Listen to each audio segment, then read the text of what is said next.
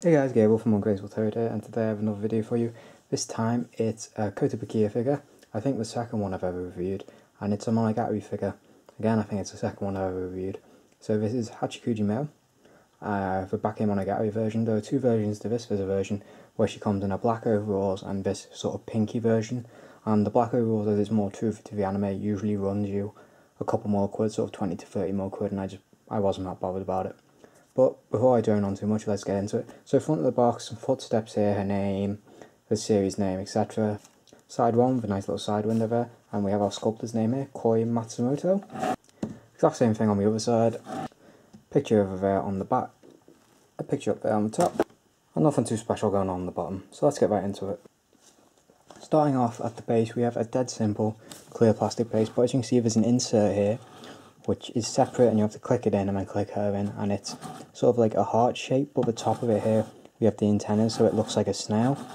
And obviously in the Monogatari story she sort of embodies the wandering homeless snail kind of thing. It's sort of her storyline. So moving up, we have some nice shading at the top and the bottom of the socks there, and some nice clean work on the shoes, and there seems to be like a clover, almost like the Kotobukiya logo thing up there on top of the shoe, and again there's some nice shading on the bottom of the shoe coming up, making it lighter. We then move up, we have the bandage on one of her legs, and we have this sort of jaunty pose, almost a lot of energy captured in this pose, which is quite nice because she was just sort of the nature of Monogatari, it's sort of bouncing around, a lot of characters have a lot of energy, so I think this captures it quite well.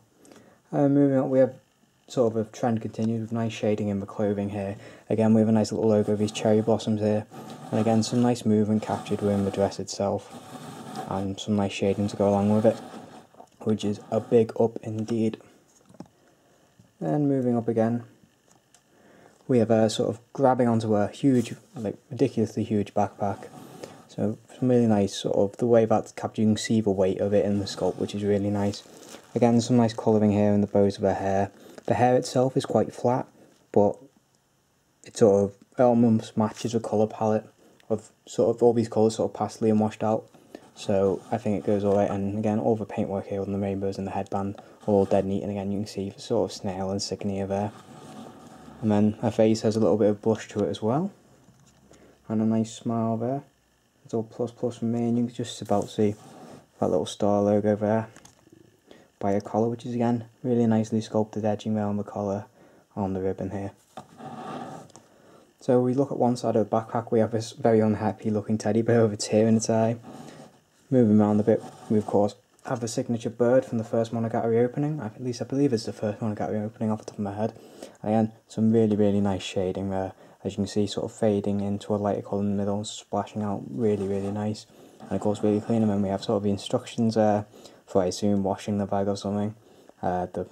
This nice pouch here again, really nice clean black line here with the heart, and this bunny ice cream cone thing, and the sort of pad of whatever this is meant to be sticking out the top.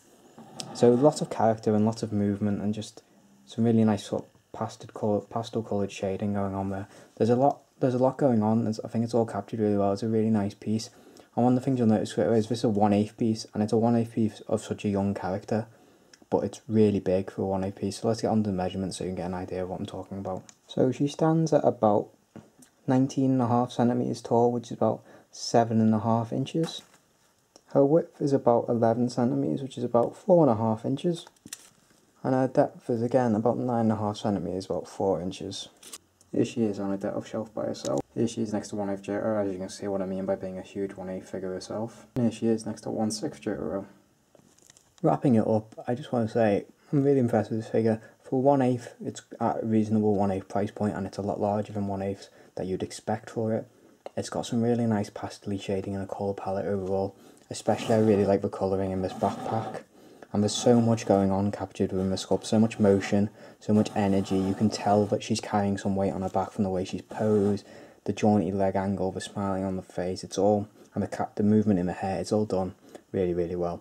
So I have no complaints about this figure at all. It's at a solid price point, it captures the character really well, and I just love the movement and the colours and the shading. It's all done really well. So thank you guys for watching, and I'll see you all in the next one.